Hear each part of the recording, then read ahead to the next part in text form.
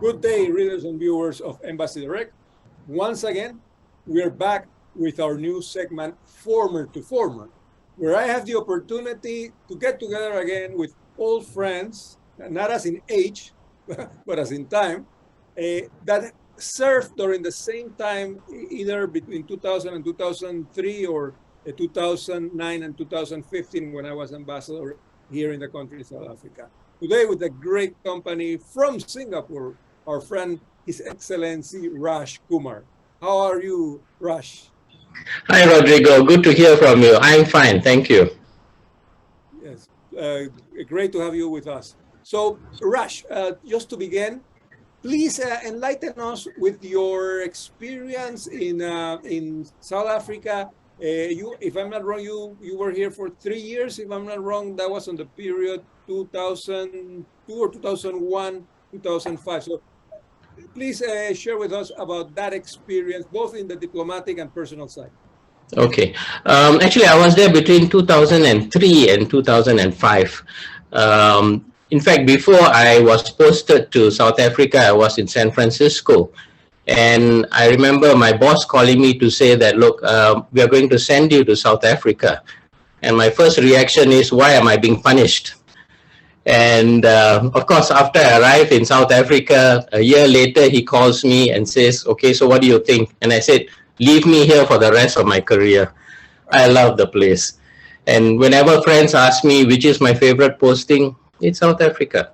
I've been in Malaysia, Philippines, San Francisco, Indonesia for 2 terms, but my heart is still there.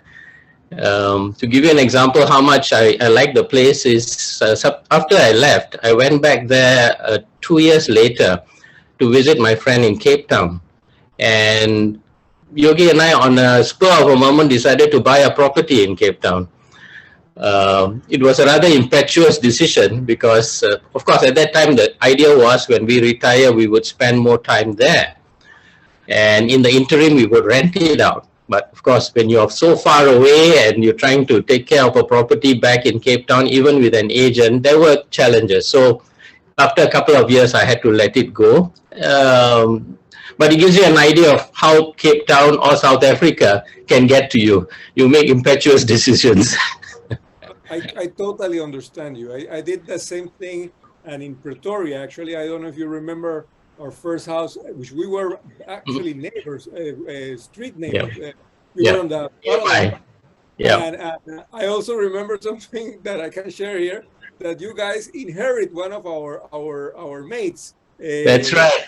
Yes. So this is the kind of synergy that grows between diplomats, especially, obviously, there was the common factor of Wan Ling, that she's from Singapore, and she obviously connected well. Well, myself, I don't know if you're aware that I reached your country the first time in 1991.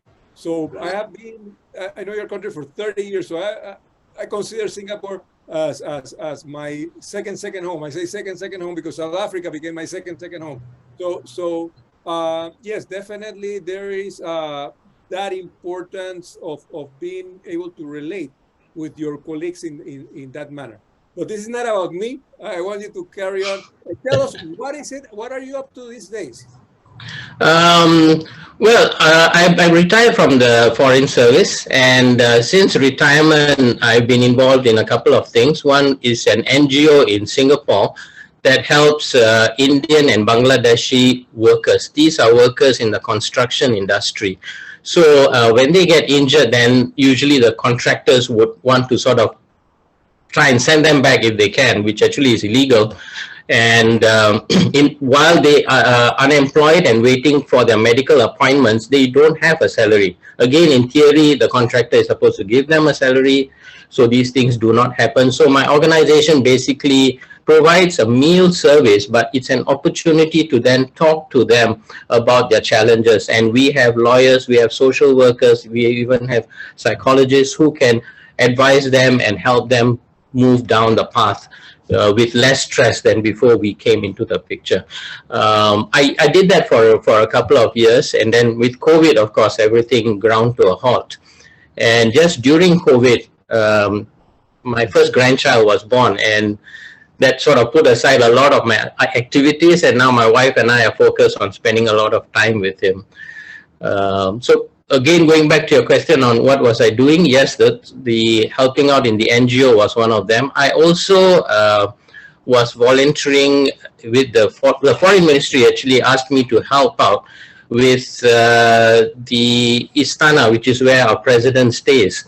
Normally when we have tours or groups, they pull one of us in to help take the people around to explain the history and culture of the building and what brought the place up. So I was involved in helping with these tours as well, but that was for a short while. So that was the second thing that I was busy with. And then apart from that, fortunately, I have a nice network of friends. We play golf, we meet up for meals. With my wife, we also have a group of friends that we do regular walking on weekends. So we had our plate full, and I have no regrets about retirement. It's a great life. In fact, it's a second life that we have embarked upon fondly. Well, you just mentioned golf, and I guess that when you were in South Africa, you did spend your time at the Pretoria Country Club, at probably some of the clubs in Johannesburg. I don't know if you had the chance to go to George, where they have an incredible course also. But well, actually, I would say that pretty much the country is a golf course, and the weather is incredible. You know, like the weather of Singapore is not that friendly for golfing, but you still, I know that those lovers don't mind. Even it's snowing or it's even hailing, they will be there on the green.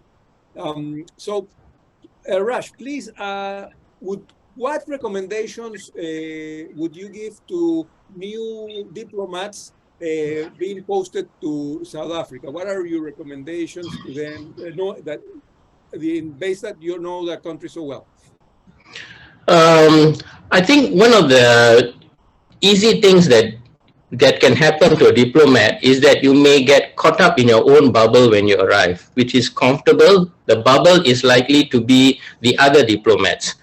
And then if you widen the bubble slightly larger, it could be the white community in South Africa that you get to see easily and meet up with them, because chances are they are the ones in the golf clubs and in the social circles. But I would advise that you go beyond this. And my wife and I actually worked hard, and we got to know a lot of the blacks. Well, maybe a lot is a bit of an exaggeration. We got to know some of the blacks, and they became very good friends.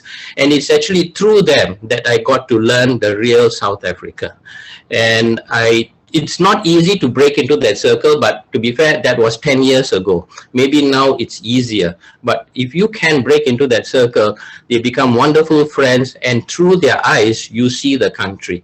And that is, for me, a valuable lesson that I learned, and I hope people would take that as well. I totally agree with you. And you brought something to the table interesting, and to make this comparison. Your country, Singapore, is a multicultural, multiracial nation. That's something that you also find here in South Africa.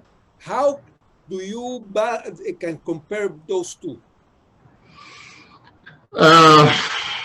It's hard to compare Singapore and South Africa. It's like two different worlds, but you're right where the multiculturalism is involved. In Singapore, the majority Chinese population have easily accepted the minorities, and I'm an Indian and I'm a minority in Singapore. In South Africa, they're still going through that challenge of acceptance of the different cultures. I see it happening because I just visited South Africa 10 years after I left my posting as a diplomat. And I think there is now much integration is taking place. People are mixing around. The friends' homes that I visit, as well as maybe the bars that I drop by, I could see more blacks and the whites intermingling. So yes, that is slowly happening, but it's a long process, and I think it will take time. No, definitely. And one last thing. While you were around, probably our platform, Embassy Direct, was not existing. We are coming to our 10th anniversary edition in June. And you know, we have become an important tool to assist. You know, like when in your case when you arrived the first time and you were looking for a car or you were looking for a house or open a bank account and so on. So this is actually in place nowadays in South Africa, in Pretoria, which obviously will have been great on your time. We would like you to send our readers and viewers a thought on the fact of a platform like Embassy Direct existing and your greetings for our 10th anniversary.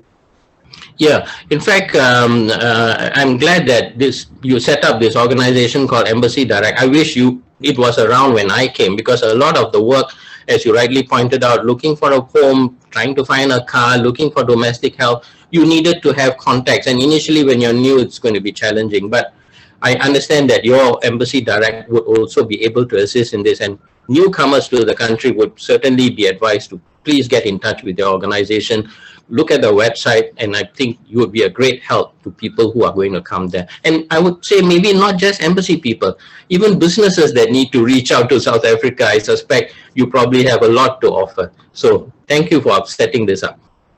No, it's a pleasure again meeting even digitally after so many years. Thank you for your time, and I'm sure that we will be seeing each other around soon. All the best. Thanks from former to former, and keep watching us. So you will probably see a few familiar faces of your time on service in South Africa. Thank you, Rodrigo, and wish you all the best. Bye. You too. Thank you.